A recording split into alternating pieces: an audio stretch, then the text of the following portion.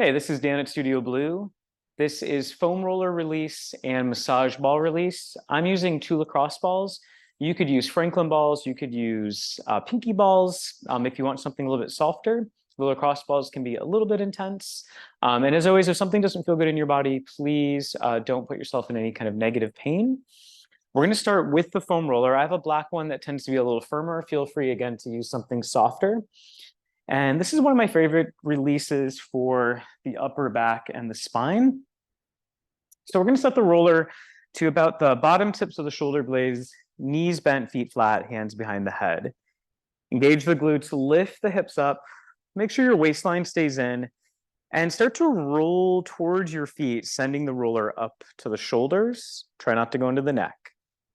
And then you can push into the feet to bring the roller down to the base of the rib cage. Now you might stagger the feet just to make sure your lower back always feels like it's supported. And as you're going up and down, just start to notice how your spine feels. This can tend to be pretty tender for most people, myself included. So remember to breathe. Breathing can help relax the nervous system and help relax some of these muscles that may be tight. And really allow the weight of your body to surrender into the roller. Now you can play around with some things. So as you're going back and forth, you can play around with curling the tail under, maybe lifting the chest slightly, or maybe play around with letting the hips get kind of heavy as you go down towards the base of the ribs and towards the top of the shoulders. And just notice if that changes any of the sensation where you're rolling. Yep, keep going. I'm just going to come back into the camera. You can also play around with rotating a little bit to one side. So we're rolling out more of kind of our lats and into the side of the obliques. This can be a little tender. So again, just be mindful. Again, be sure to breathe. And maybe rolling to the other side. And you'll notice my knees will start to sway and I'm coming onto the knife's edge of my feet. Just again, rolling out sides of the lats and into those obliques. And then come back to center. And you can take the roller just underneath the tip of the shoulder blade. So that bottom tip of the shoulder blade. You can have your head supported here a little bit, but try not to use your elbow as a kickstand. Just give your neck a little support. Now I'm going to roll slightly forward and I'm going to roll slightly back. So be mindful of the shoulder on this. Make sure you're not putting yourself into any kind of pinching or kind of stabby pain. But it's a nice release for some of these muscles underneath the shoulder blade area.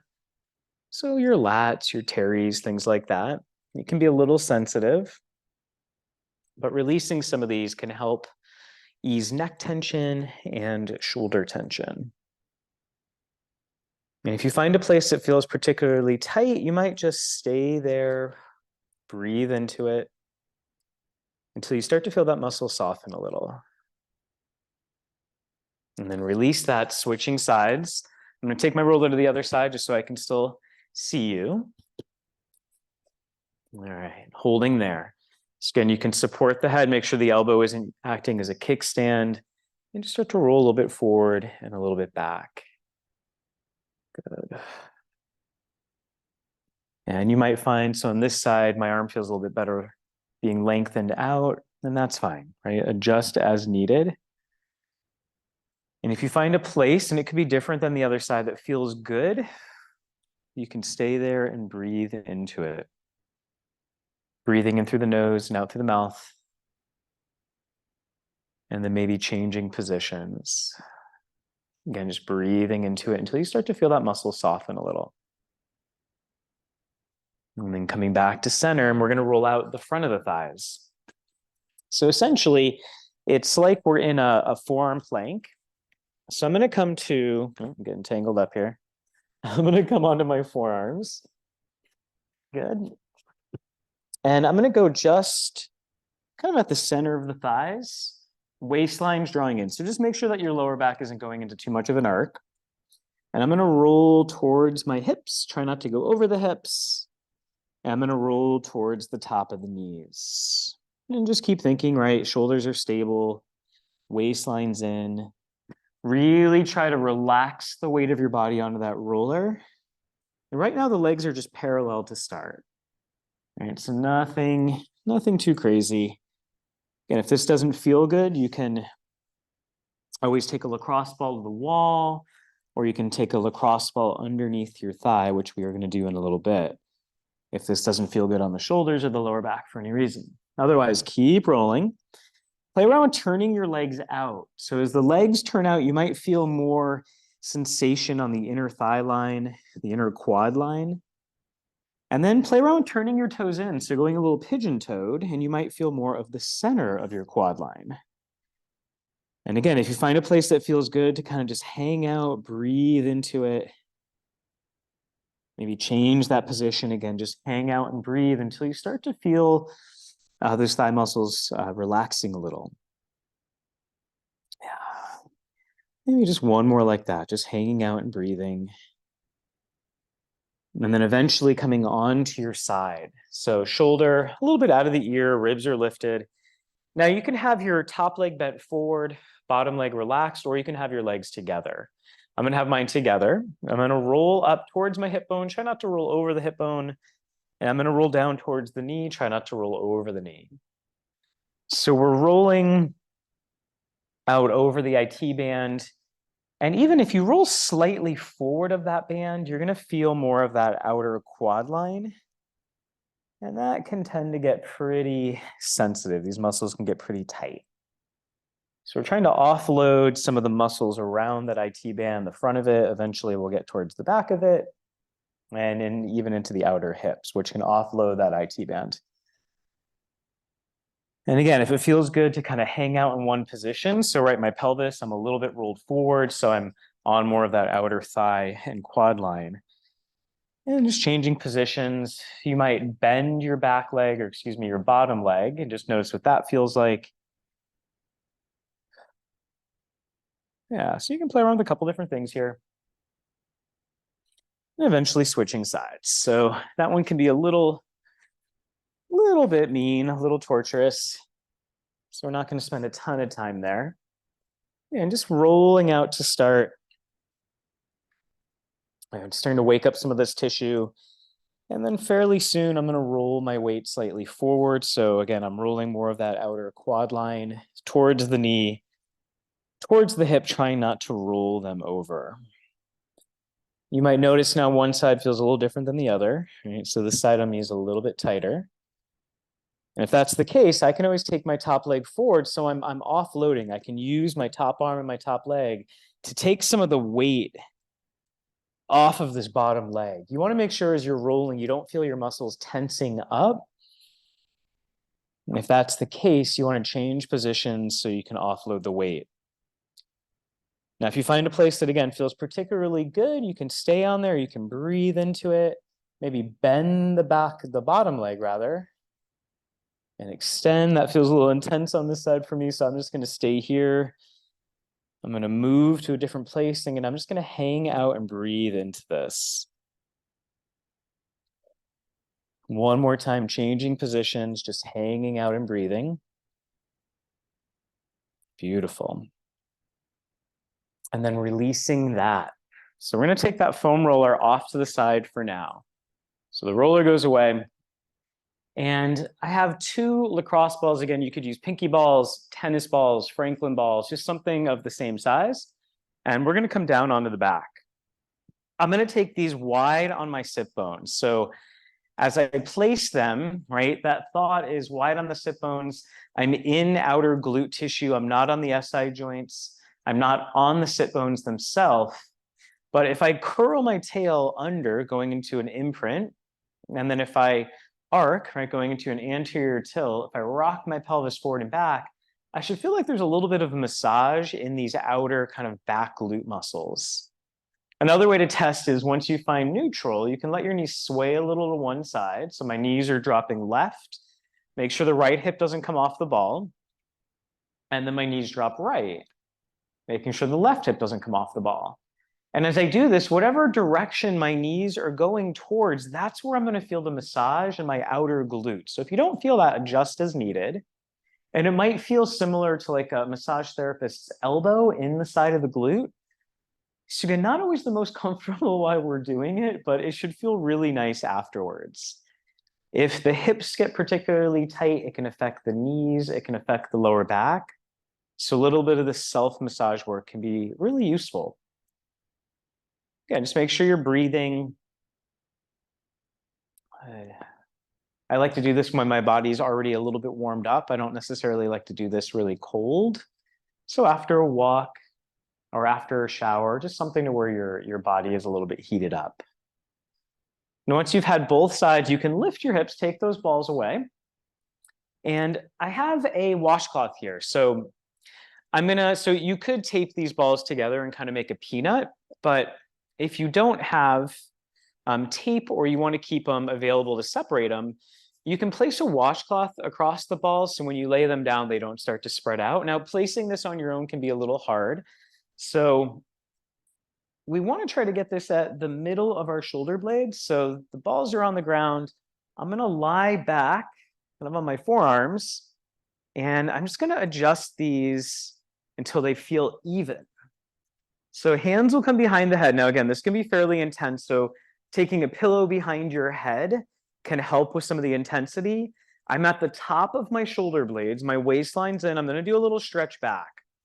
So I could also do this using the foam roller. So just keep that in mind. Exhaling, curling up, and inhaling, stretching back. So these are right around those two train tracks of muscles down the back line, those erector muscles.